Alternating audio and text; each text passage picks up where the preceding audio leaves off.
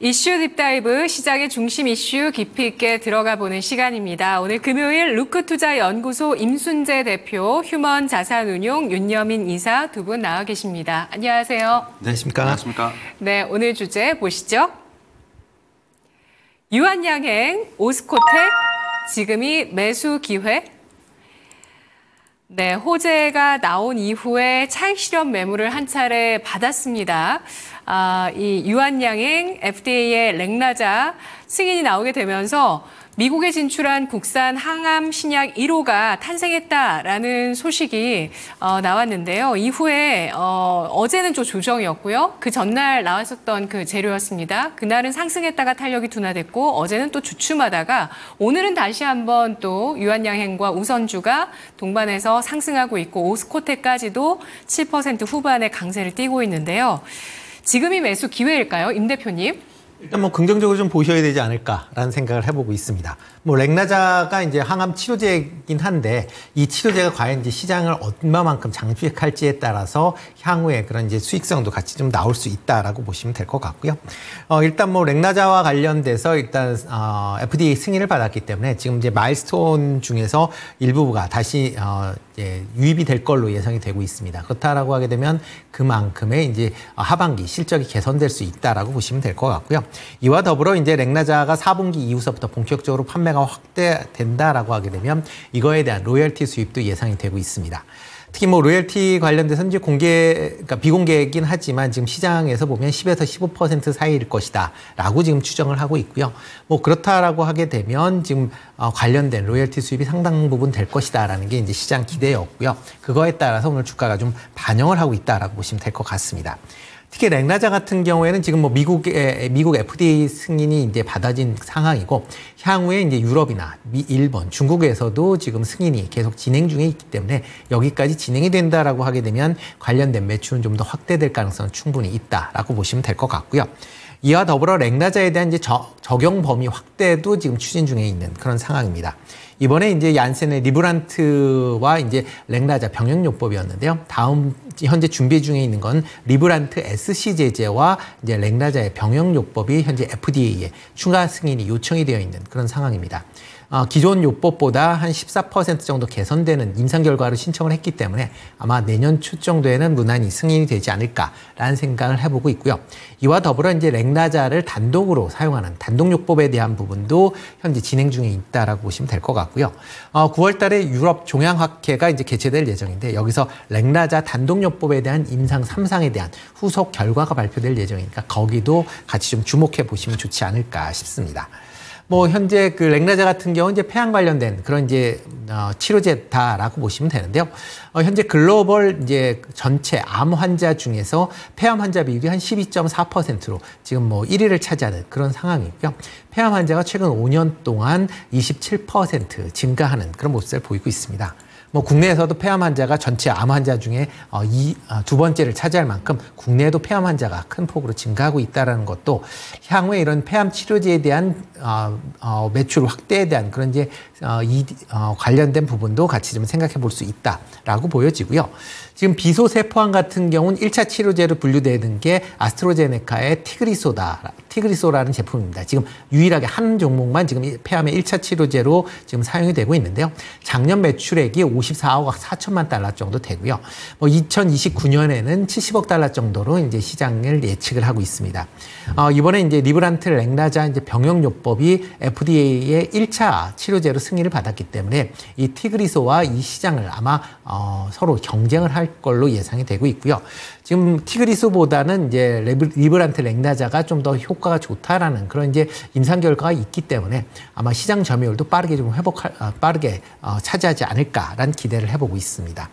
만약 그 시장 2026년도에 만약 시장 점유율을 50% 정도 차지한다라고 하게 되면 관련된 매출이 한 30억 정도가 예상이 되고 있고요. 그렇다라고 하게 되면 관련된 로열티 수입으로 국내 회사들이 받을 수 있는 건 한 4천억에서 5천억 정도 된다라고 보면 뭐 지금 뭐 수준에서 주가가 뭐 그걸 아직 다 반영을 못했다라는 관점에서 보면 추가적인 상승 여력은 있다라고 좀 생각을 하고 있습니다.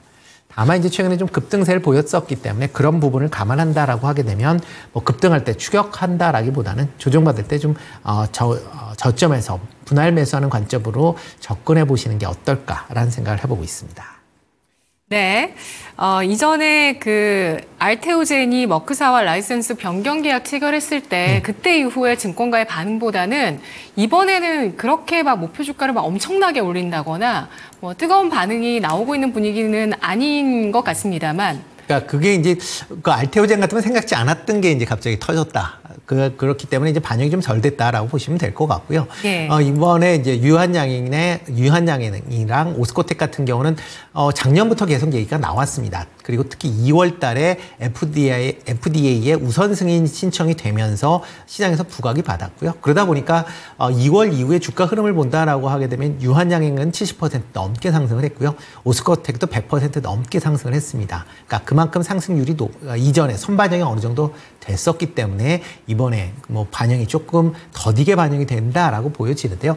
그렇지만 그러니까 알테오젠과는 다르게 알테오젠은 기술 수출에서 진행이 될 것이다라는 기대감이 주가에 반영이 되는 거에 비해서 유한양행은 승인을 받았기 때문에 이제는 본격적인 매출이 발생한 거에 한다라는 관점에서 보면 유한양행이나 오스코텍이 좀 더 발전된 그런 이제 어떻게 보면 로열티 수입을 받을 수 있다라는 관점에서 보면 장기적으로 보면 알테오젠보다는 유한양이나 오스코텍이 좀 더 실적 측면에서 확실성이 좀 더 크지 않나라는 생각을 해보고 있습니다. 네. 티그리소가 독점하고 있는 비소세포 폐암 쪽에 진출을 하는 렉나자 확장성 클 것이라고 전망을 하고 있습니다. 자, 윤여민 이사님은 지금 이 유한양행 오스코텍 매수 기회라고 보십니까? 네, 일단 저는 유한양행보다는 일단 오스코텍이 좀 더 매수의 어떤 관점에서 좀 지켜볼 필요가 있지 않을까 생각을 하는데 일단 수요일에 어쨌든 발표가 났을 때 가장 크게 움직인 건 유한양행 우선주라고 좀 말씀을 드려야 될 것 같습니다. 우선주 같은 경우가 오늘도 지금 이제 50일 신고가를 좀 기록하는 모습이 보였는데 오히려 유한양행 우선주가 좀 신고가를 흐름을 보였고 유한양행이랑 이제 오스코텍 같은 경우는 수요일, 목요일 상당히 주가가 좀 지지부진했다라고 좀 말씀드릴 수 있을 것 같습니다. 다만 이제 오늘 같은 경우 유한양행이 50일 신고가를 쓰면서 우선주를 따라가는 모습이 나오고 있고 오스코텍 같은 경우는 수요일 날의 어떤 급락을 그래도 좀 한 절반 정도는 돌리는 흐름이 나오고 있습니다만 여전히 좀 많이 낙폭이 좀 과하다고 말씀드릴 수 있을 것 같은데 앞에서 지금 대표님 말씀하셨던 것처럼 오스코텍 같은 경우는 7월부터 좀 본격적으로 기대감에 대한 부분들이 주가에 반영이 됐습니다만 수요일 급락 한봉으로 지금 기대감에 올린 어떤 주가를 다 어떻게 보면 반납했다라고 말씀드릴 수 있을 것 같은데 앞에서 언급 잘 해주셨습니다만 이 렉나자와 관련돼서 2015년에 원 개발사인 어떤 오스코텍으로부터 유한양행이 좀 어쨌든 기술 이전을 받았고 그 부분에는 또 얀센으로 간 상황이기 때문에 지금 로열티가 지금 유한양행으로 간다 하더라도 어쨌든 유한양행과 오스코텍 같은 경우는 한 몸으로 보시면 됩니다. 뭐 6대 4로 지금 판매 로열티가 좀 나뉜다라고 볼 수 있을 것 같고요. 그런 측면에서 보게 된다고 하면 어쨌든 유한양행 같은 경우는 렉나자뿐만 아니라 다른 파이프라인이 있겠습니다만 오스코텍 같은 아무래도 좀 바이오텍 같은 종목들 같은 경우는 이런 로열티가 상당히 현금 흐름에 도움이 되지 않을까라는 좀 생각을 합니다. 다른 R&D 쪽으로 투자할 때 어쨌든 현금에 대한 흐름이 좀 좋아지는 부분이 있기 때문에 그런 측면에서 저는 유한양행 우선주 같은 경우는 50일 신고가 흐름이 나오는 상황이기 때문에 오히려 저희도 좀 조정을 기다려야 되는 부분이 있지 않을까 생각합니다만 오스코텍 같은 경우는 뭐 여전히 전고점 대비해서도 지금 20%에서 30% 정도 조정이 나온 상황이기 때문에 오히려 저는 오스코텍이 좀 더 매력적인 자리가 아닐까라고 좀 말씀드려 볼 수 있을 것 같습니다. 네, 우리 시청자분들께서 이분들이 생각하시는 목표 주가도 궁금하실 겁니다. 임순재 대표님께서 유한양행 얼마까지를 보실까요? 뭐 유한양행 같은 경우는 뭐 최소한 15만 원 이상 갖다 놔야 되지 않을까라고 개인적인 좀 생각을 하고 있고요. 뭐 오스코텍 같은 경우도 뭐 로열티 수익이 들어온다라고 하게 되면 뭐 지금 주가 수준은 그렇게 높지 않은 수준에 이제 머물러 있다라고 보시면 될 것 같습니다. 다만 이게 뭐 장기적인 그런 이제 관점에서 뭐 말씀을 드리는 거고요. 뭐 단기적으로 보면 지금 유한양행 같은 경우 지금 전고점을 지금 넘어선 그런 상황입니다. 이 상황이 좀 유지가 된다라고 하게 되면 추가적인 탄력은 좀 더 있을 걸로 예상이 되고 있고요. 뭐 오스코텍 같은 경우는 뭐 지금 정도 매수를 하셔도 뭐 그렇게 부담스럽지 않은 자리지 않을까라는 생각을 해보고 있습니다. 네, 렉나자 4분기 이후 판매가 시작이 된다면 이제 내년 연초 전후로 해서 실적 반영 예상을 해주고 계시는 건데요. 이사님은 오스코텍 목표 주가 얼마 주시겠어요? 일단은 전고점 회복이 일단은 1차 목표가 아닐까 생각을 합니다. 지금 뭐 8월 21일 날 지금 45,850원을 기록한 이후에 지금 주가가 좀 강하게 좀 조정을 받은 상황이기 때문에 일단 전고점에 대한 회복이 좀 더 첫 번째 목표가 아닐까 생각을 하고 있고, 다만 이제 주봉이나 월봉상 보게 되면 2021년에 뭐 한 거의 7만 원까지 갔었습니다만 아직까지 여기까지 간다기보다는 일단 첫 번째로 전고점, 그 이후에 숫자와 관련된 부분이 좀 더 구체화되게 된다고 하면 다시 뭐 지금 2021년에 지금 2020년에 기록했던 전고점을 좀 다시 한번 돌파할 수 있지 않을까 생각합니다만, 일단은 저는 첫 번째로 지금 첫 번째 전고점인 4만 지금 5천 원 정도를 한번 목표가로 좀 먼저 말씀을 드려볼 수 있을 것 같습니다. 네, 그리고 순차적으로 사상 최고치까지도 갈 수 있는지 여부 타진을 해보겠다라고 보셨고요. 다음 주제로 바로 넘어가 보도록 하겠습니다. 대왕고래 프로젝트 순항 중 단계별로 진행이 계속되고 있고요. 싱가포르 기업과 보급선 계약을 체결했다라는 소식이 나왔습니다. 우리가 기다리는 건 12월에 시추가 되면서 과연 진짜 그 안에 우리가 기다리는 가스와 석유가 있는 것인가 기다리고 있는데요. 임순재 대표님 관련주 어떻게 보실까요? 일단 뭐 관련주들은 뭐 일정 매매를 하시기에 뭐 충분하지 않을까라는 생각을 해보고 있습니다. 뭐 어제 오늘 이제 대왕고래 관련된 이제 프로젝트에 대한 이제 진행이 계속 이제 제대로 이제 되고 있다라는 것 때문에 이제 관련주들이 좀 강한 그런 모습을 좀 보였는데요. 뭐 지난 6월에는 이제 노르웨이의 스틸로부터 이제 시추선을 용선 계약을 체결했다라는 소식으로 그때 한번 움직였었고요. 그리고 이제 어제 같은 경우에는 이제 동해 가스 심해가스 시추용 이제 보급선에 대한 용선 계약을 이제 체결했다라는 그런 소식 때문에 오늘 좀 강한 그런 모습을 이제 이어가고 있습니다. 향후 이제 12월 정도 되면 이제 시추가 본격화될 것이라는 기대감이 좀 확산되고 있다라는 거고요. 이에 앞서서 지금 산자부에서 이제 얘기했던 거는 8월 말경에 이제 글로벌 IB 대상으로 해서 동해 심해가스전 개발 프로젝트에 대한 주관사에 대한 입찰을 이제 진행을 하겠다라고 지금 밝힌 그런 상황입니다. 뭐 관련돼서 지금 한국석유공사가 계속 그 글로벌 이제 IB 상대로 해서 지금 뭐 입찰에 대한 그런 이제 부분을 얘기하고 있다라고 지금 얘기를 하고 있고요. 만약 그렇게 된다라고 하게 되면 뭐 늦어도 9월 초 정도에는 관련 주관사 선정에 대한 얘기들이 본격화되지 않을까라는 생각을 해보고 있습니다. 뭐 이렇게 이제 참여를 한다라고 하게 되면 관련된 또 이슈가 발생이 되니까 관련주들의 움직임이 다시 예상이 되고 있고요. 특히 이제 그러니까 주관사 관련된 프로젝트 관련돼서는 최근에 GS 글로벌이 뭐 움직였었던 뭐 주요 원인 중에 하나다라고 보시면 될 것 같습니다. 일단 뭐 동해 시추 관련돼서는 뭐 일정이 좀 전에 말씀드렸듯이 일정이 나올 때마다 관심을 가지시는 게 좀 맞지 않을까라는 생각을 해보고 있고요. 시추 성공 여부와는 관계없이 윤 대통령 재임 기간 동안에는 계속 그 관련된 일정에 따라서 이슈화가 불가피하지 않을까 싶습니다. 뭐 시추가 지금 총 5번이 지금 예정이 되어 있습니다. 그러니까 올 연말부터 내년 초까지 시추가 한번 있게 되면 내년 한 5월에서 6월 정도에 시추 결과, 1차 시추 결과가 발생이 될 거고요. 만약 이때 시추가 안 된다라고 하게 되면 물론 신망 매물이 나오겠지만 그 후에 또 2, 3개월 후에 다시 2차 시추가 예정이 돼 있는 상황이기 때문에 또 2차 시추에 따라서 그 결과에 따른 기대감이 또 다시 불거질 가능성은 있고요. 이런 사이클이 5차 때까지도 계속 이어질 가능성은 충분히 있기 때문에 그런 관점에서 본다라고 하게 되면 뭐 이런 계속 끌고 간다라기보다는 그런 이슈에 따라서 단기 트레이닝 관점에서 접근해 보실 필요가 있지 않을까 싶습니다. 네. 시추가 5차까지 일정이 예정돼 있다는 측면에서 계속된 그 일정 사이에서의 등락 그리고 그에 따른 일정 트레이딩 가능하다고 보셨는데요. 관심주 잠시 후에 보도록 하고요. 윤 이사님, 대왕고래 프로젝트 관련주 관심 있으실까요? 저는 딱히 관심이 없습니다만 최근에 시장의 어떤 조정이 나올 때마다 결국 테마의 움직임이 상당히 강해지고 있는 상황이고요. 특히 이제 테마라 함은 결국은 결론이 나지 않는 것이 상당히 중요하다고 생각합니다. 결론이 나면 결국은 이제 재료 소멸에 의해서 결국 테마 자체는 시세를 마감한다라고 볼 수 있을 것 같은데 여기에 더해서 테마를 움직이는 어떤 드라이브를 거는 조치 자체가 좀 신뢰할 만한 기관, 특히 뭐 정부라든지 어떤 이런 기관이 된다고 하면 더욱더 테마는 좀 지속될 수 있다라고 볼 수 있을 것 같습니다. 결국 그런 측면에서 봤을 때 이 대왕고래 프로젝트 같은 경우는 정부가 드라이브를 걸고 있고 결론이 올해는 나오지 않을 거죠. 특히 이제 5차례 5번의 시추인데 그 안에 언제쯤 어떻게 보면 선고할지에 대한 부분을 전혀 모르는 상황이기 때문에 그러한 결론이 나지 않은 상황에서는 계속해서 테마가 움직일 수 있지 않을까 생각합니다. 사실은 초전도체도 약간 좀 비슷한 부분이라 볼 수 있을 것 같고 그런 측면에서 네. 봤을 때 초전도체도 끝나지 않았군요. 네, 끝나지 않았습니다. 네. 결론이 나오지 않았기 때문에 계속 뉴스가 나올 때마다 그 종목들이 움직입니다. 그래서 다만 이제 이런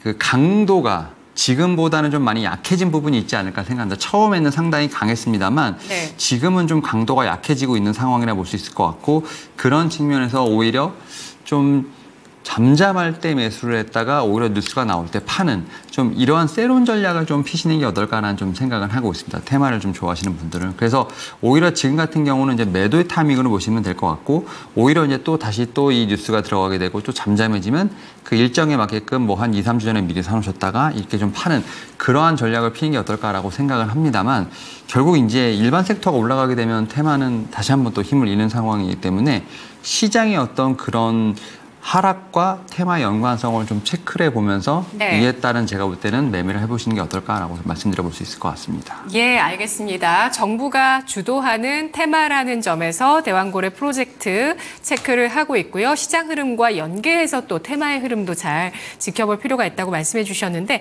관심 좀 꼽아보겠습니다. 대표님? 네, 일단 뭐 그중에 뭐 전체적으로 이제 테마로 움직인다라고 하게 되면 그중에서 가장 센 종목을 선정을 하시는 게 맞지 않을까라는 생각을 해보고 있고요. 뭐 그런 관점에서 본다라고 하게 되면 나중에 이제 실질적으로 생산이 된다라고 하게 되면 수혜주가 될 수 있는 한국가스공사 뭐 관심 있게 좀 보시면 좋을 것 같고요. 뭐 관련된 이슈마다 지금 뭐 움직이고 가장 이제 세게 움직이고 있는 화성발부 같은 경우도 뭐 트레이딩 관점에서 접근해 보셔도 되지 않을까 싶습니다. 네, 이사님은 관심주 있으실까요? 일단 한국가스공사가 아무래도 좀 탑픽이 아닐까라는 좀 생각을 하고 있고 여기에 대해서 최근에 얘기가 나왔던 거 바로 이제 포스코 인터내셔널 정도 제가 볼 때는 이 두 종목 정도가 어떻게 보면 지금 대왕고래 프로젝트로 엮여 있는 부분이 있겠습니다만 또 자체적인 모멘텀 있는 상황이기 때문에 결국 뭐 듀얼 포트로 좀 가져갈 수 있는 듀얼 모멘텀으로 가져갈 수 있는 종목이 아닐까 생각하면서 이 두 종목 한번 말씀드려볼 수 있을 것 같습니다. 네, 대왕고래 프로젝트 일정에 따른 매매 부각받을 때보다 부각받지 않을 때 관심을 가지면서 한국가스공사, 화성밸브, 포스코 인터내셔널 관심 있게 보자라는 의견이었습니다. 마지막 주제 보시죠. 3천억 양자기술 R&D 예타 면제. 어제 이 이슈에 따라서 우리로와 엑스게이트가 시간외 거래 상한가를 기록했습니다. 양자 관련한 재료도 정부 차원에서 정책적으로 계속 나오는 것 같습니다. 임순재 대표님. 네. 뭐 정부가 이제 양자과학기술 이제 플러그십 프로젝트라는 걸 이제 지금 추진하고 있는 그런 상황입니다. 뭐 최초에 한 1조 정도가 투자가 될 것이다라고 했는데 그보다는 좀 줄어든 한 3천억 정도의 투자가 있을 걸로 예상이 되고 있고요. 그러다 보니까 이제 이런 대규모 이제 R&D에 투자를 하게 되면 뭐 정부 입장에서 보면 관련돼서 이제 예타를 이제 하게 돼 있는 그런 상황입니다. 그렇지만 올 6월부터 정부에서 500억 이상의 R&D 사업에 대해서도 예타를 면제를 추진하고 예타 산업을 예타를 이제 폐지하는 이제 그런 결정을 한 그런 결정을 했습니다. 그거 사례의 첫 번째 케이스가 이번에 이제 양자기술 R&D에 대한 예타 면제다라고 보시면 될 것 같고요.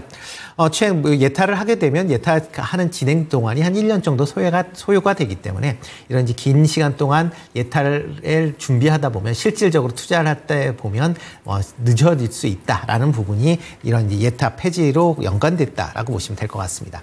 이와 더불어 이제 윤석열 대통령이 이제 양자 기술을 이제 미래 3대 먹거리로 사업으로 이제 정부에서 적극적으로 추진하고 있다라는 것도 같이 관심 있게 보시면 좋을 것 같고요. 양자라는 게 보면 이제 상당히 좀 어려운 그런 이제 개념이긴 하지만 기존의 뭐 컴퓨터보다는 상당히 빠른 그런 이제 컴퓨터를 만들 수 있다라는 거고요. 특히 이제 암호를 양자로 하게 되면 이걸 해독이 거의 불가능하다라는 관점에서 관심을 받고 있는 그런 상황입니다. 특히 그 중에서도 국내에서는 아마 양자 암호와 관련된 부분이 좀 더 이제 부각이 되고 있다라고 보시면 되겠습니다. 양자 컴퓨터를 만들 때는 상당한 비용이 많이 발생을 하기 때문에 이거를 만들기에는 상당히 좀 부담이 되고요. 그보다 비용이 적게 들어가는 양자 암호 통신 관련된 분야에 국내 기업들의 투자가 많이 이루어지고 있다라고 보시면 될 것 같습니다. 특히 양자 암호를 통신을 이제 한다라고 하게 되면 통신 부분에서 이제 보안 문제를 원천적으로 해결할 수 있다라는 부분에서 관심 사항을 받는다라고 보시면 될 것 같고요. 그렇기 때문에 군수 관련된 통신 아니면 UAM, 자율주행, 뭐 드론과 같이 다양한 분야에서 사용이 될 걸로 예상이 되고 있습니다. 뭐 현재 국내에서는 양자 암호통신 관련돼서 이제 몇몇 개 회사가 지금 참여를 하고 있고요. 특히 국내 통신사들은 전부 양자 암호와 관련된 기술을 개발하고 있는 그런 상황입니다. 대표적으로 SK텔레콤 같은 경우 세계 최초로 양자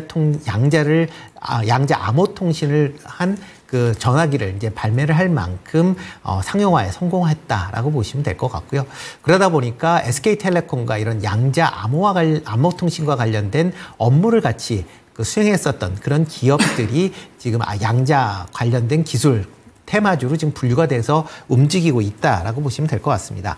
뭐 대표적으로 뭐 우리로나 뭐 KCS, 뭐 엑스게이트 전부 다 이런 SKT와 양자 암호와 관련된 그런 이제 뭐 제휴나 아니면 관련된 일을 했다라는 게 시장에서 이제 부각을 받고 있다라고 보시면 되는데요. 다만 이제 양자 암호가 아직까지는 초기 이제 사업이다라고 보시면 될 것 같습니다. 그러니까 이게 실질적으로 관련돼서 매출이 나올 때까지는 상당한 시간이 걸릴 가능성은 있다라는 점을 본다라고 하게 되면 지금 너무 이쪽 분야에 뭐 이제 R&D가 접어들고 있는 분야에 너무 관심사항을 많이 가지실 필요는 없을 것 같고요. 그거보다는 해당 기업의 실적이 어떻게 되는지에 대한 부분을 좀 더 관심 있게 보셔야 되지 않을까라는 생각을 해보고 있습니다. 네, 알겠습니다. 미래 산업으로 주목을 받고 있긴 하지만 현재 시장 초입 국면이라는 점에서 여기에도 좀 유의를 하면서 접근할 필요가 있겠다. 관심주 잠시 후에 살펴보도록 하고요. 작년 같은 경우에 그 아이온큐라고 해서 미국의 양자 컴퓨팅 관련주 이 종목으로 아이온큐가 서학개미들의 관심을 크게 받았었거든요. 그리고 이제 올해 들어서도 살짝 테마가 좀 국내에서도 형성이 되다가 다시 움직였습니다. 지금 또 테마 주목받고 있는 시기여서 과연 이 모멘텀 어떻게 평가할지 좀 잘 들어봐야 될 것 같은데요. 이사님? 이제 앞에서 말씀드렸던 것처럼 이제 테마가 움직이려면 드라이브를 하고 있는 주체, 그다음에 뭐 결론에 대한 부분을 말씀을 드렸는데 일단 정부가 지금 양자 기술 관련돼서 투자를 확대하는 부분들 좀 상당히 드라이브를 걸고 있다라고 좀 말씀드릴 수 있을 것 같지만 아직까지는 국내에서 어떤 기술 자체는 말씀하셨던 것처럼 초입이 아닐까라는 생각을 합니다. 다만 오히려 양자 기술이 좀 개발되고 응용이 됐을 때 좀 확장되는 어떤 섹터를 좀 더 체크해보는 게 좀 중요하지 않을까라는 좀 생각을 하고 있는데요. 앞에서 이제 대표님 말씀하셨던 것처럼 이제 뭐 자율주행이라든지 어떻게 보면 이제 방산 쪽으로까지도 지금 이 양자 기술에 대한 부분이 좀 확대된다라고 했을 때는 오히려 좀 그런 쪽을 좀 제가 볼 때는 좀 눈여겨봐야 되지 않을까라는 생각을 하고 있고요. 지금 움직이는 건 어떻게 보면 약간 테마성으로 움직이는 부분들, 오히려 제가 볼 때는 좀 중심으로 올 수 있는 건 좀 통신 쪽이 아닐까라는 생각을 합니다. 다만 뭐 통신 같은 경우는 양자 기술로 제가 볼 때는 지금 현재 주목을 받고 있습니다만 오히려 배당이라든지 지금 밸류 프로그램과 관련돼서도 좀 어느 정도 좀 엮여 있는 상황이기 때문에 그러한 모멘텀으로 좀 체크해볼 필요가 있지 않을까라는 좀 생각을 하면서 앞에서 말씀드렸던 뭐 대한고려 프로젝트와 마찬가지로 이렇게 좀 테마로 움직이는 종목들 같은 경우는 오히려 미리 어쨌든 매수를 했다가 지금 세론으로 좀 제가 볼 때 접근하는 것이 맞다라고 좀 생각이 들고 있고요. 대부분의 종목들 같은 경우 좀 가볍게 움직이는 부분이 있기 때문에 오히려 양자 기술과 관련된 모멘텀을 추가적으로 갖고 있고 본래 좀 어떻게 보면 업을 하고 있는 그런 종목을 선택하는 것이 제가 볼 때는 좀 테마의 어떤 변동성에 좀 견디는 방법이 아닐까라고 좀 말씀드려 볼 수 있을 것 같습니다. 네.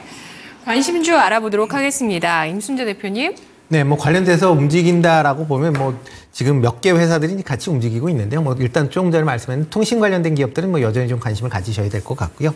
다만 여기에 들어가는 뭐 중소형주 관련된 뭐 부품 관련된 종목들은 일단 단기 트레이딩 관점으로만 접근해 보실 필요가 있지 않을까라는 생각을 해보고 있습니다. 뭐 그래서 만약 관심 있게 보신다라고 하게 되면 KCS나 뭐 엑스게이트 같이 뭐 양자 암호와 관련된 뭐 일단 관련된 기술을 개발하고 있는 그런 회사 중심으로 관심을 가지셔야 되지 않을까 싶습니다. 예, 그래도 말씀해 주신 그 세 기업이 국내에서는 양자 컴퓨팅 관련해서 실질적인 기술 개발을 하고 있다. 컴퓨팅이 아니라 양자 암호 통신. 양자 암호 통신 관련해서 쪽으로, 네, 국내에서 기술 개발을 하고 있는 새 기업이다라는 점에서 주목을 해주셨는데요. 자, 그렇다면은 윤 이사님은 통신주 꼽아주실까요? 네. 오늘 좀 SK텔레콤이 52주 신고가를 좀 갱신하는 모습이 나오고 있습니다. 참 이렇게 무거운 종목이 어쨌든 이런 좀 양자 암호와 관련된 부분에 좀 엮이면서 좀 반등을 하고 있는데 오히려 좀 SK텔레콤 같은 경우 말씀드렸던 것처럼 배당이라든지 밸류 프롬과 관련돼서 좀 여러 가지 모멘텀이 있는데 지금 52주 신고가를 좀 제가 볼 땐 작성했기 때문에 오히려 따라갈 수 있는 통신주로 뭐 KT라든지 LG U+ 같은 오히려 좀 후속 주자를 좀 찾아보는 게 좀 어떨까라는 생각을 하면서 뭐 관련돼서는 SK텔레콤 후속주로 뭐 KT 한번 좀 말씀드려볼 수 있을 것 같습니다. 네, 알겠습니다. 양자 컴퓨터, 슈퍼컴퓨터보다 1000배 더 빠른 연산 속도를 갖고 있는 꿈의 컴퓨터입니다. 이 양자 컴퓨터의 기술력을 갖게 된다면 정말 그 첨단 기술 패권을 장악할 수 있는 그런 능력을 갖게 되는 것인 만큼 많은 국가들 차원에서도 관심 있게 보고 있는 분야인데요. 이슈가 한 가지 국내에서 나왔습니다. 그에 앞서서 우리 정권에서도 윤 대통령도 양자 기술을 미래 핵심 3대 먹거리로 보고 있고 국내 기업들 같은 경우는 SK텔레콤이 세계 최초 양자 암호 통신 상용화에 성공했다라는 점에서 임순재 대표는 양자 암호 관련주로 보자라며 SK텔레콤, KCS, 엑스게이트 보고 있었고요. 그리고 역시 또 이런 쪽의 기술 개발 본질이 있는 쪽으로는 통신주다라는 관점에서 또 윤여민 이사도 통신주 보고 있습니다. SK텔레콤과 KT 꼽아주셨습니다. 분석 두 분 잘 들었습니다. 고맙습니다. 네, 지금까지 이슈 딥다이브였습니다. 이제 오후장을 내다보는 거인의 시선을 통해서 전략 알아보겠습니다. 토마토 투자클럽 금산 전문가입니다.